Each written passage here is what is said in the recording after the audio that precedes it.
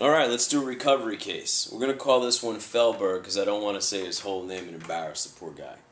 Anyway, we're working on this case a few years ago, $75,000. Guy's name was Feldberg.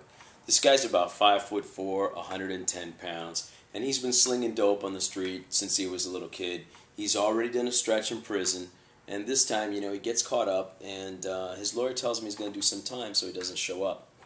We're working the signer. Mom signs for him, has no idea where he is. A couple friends sign for him. They have no idea where he is.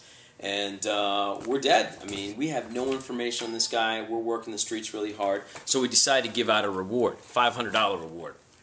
And a couple weeks goes by, and we get a phone call from the jail, in the bail office, from an inmate.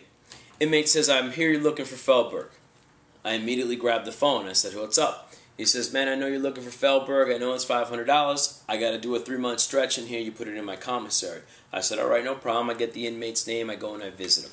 I get there, and this guy has got this intricate map drawn out of this house, of all the hiding spaces in this particular house. I said, "Where's this?" He goes, "This is where Feldberg's hiding.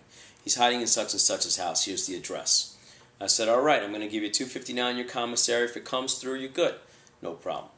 2 days later, we set up some surveillance on the house. Nobody comes in or out, except an older guy, maybe in his early 60s or so, and a younger lady. Do about 2 days of surveillance. It's no good. I go back, I visit the guy. I said, "Listen, is this information good?" He says, "Listen, I was living there with him. I know it's good." I said, "All right, no problem." We go back the next day. We hit the house. We knock. We wait till the older guy leaves. The girl's there by herself. We say, "Listen, we have reason to believe you have a wanted fugitive in there. Is it okay if we check the house?" And she says, "No problem." So I got my little map. We're going through the whole house. We're searching the entire house. Closets, drop ceilings, under the beds, everywhere where this hiding space is. Feldberg is nowhere in the house. I'm out $250. So we do a re-sweep of the house in the garage with one of my guys, and I turned to him and I said, "Listen, man, we did every part of this house. I mean, this guy sounded like he knew where this guy was, and he's not in here." He's like, "Yeah, man." So we're discussing the case, and all of a sudden, I start to smell. And I'm like, I'm turning to one of my guys. I said, "Listen, I know you're nervous and you're excited and everything, but this isn't a place to be ripping one." He's like, "What are you talking about?" I go, "You smell that? You just ripped one." He goes, "No, man, I didn't rip one." I go, I didn't rip one because we're the only two in here." So I'm looking around, I'm sniffing, and the smell is coming from the trunk of the car parked inside the garage. So I turn, I start banging on the trunk. I'm like, "Feldberg, are you in there?"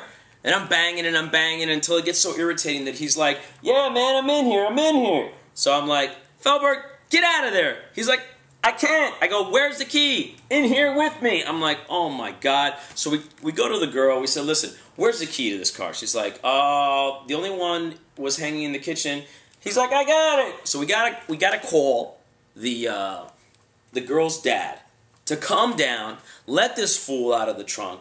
We get him out. He is like shivering. He had been raped in jail, and he was never going back. So just lo and behold, I mean, just think about it. Feldberg doesn't have a hefty breakfast. He gets away, but he did it.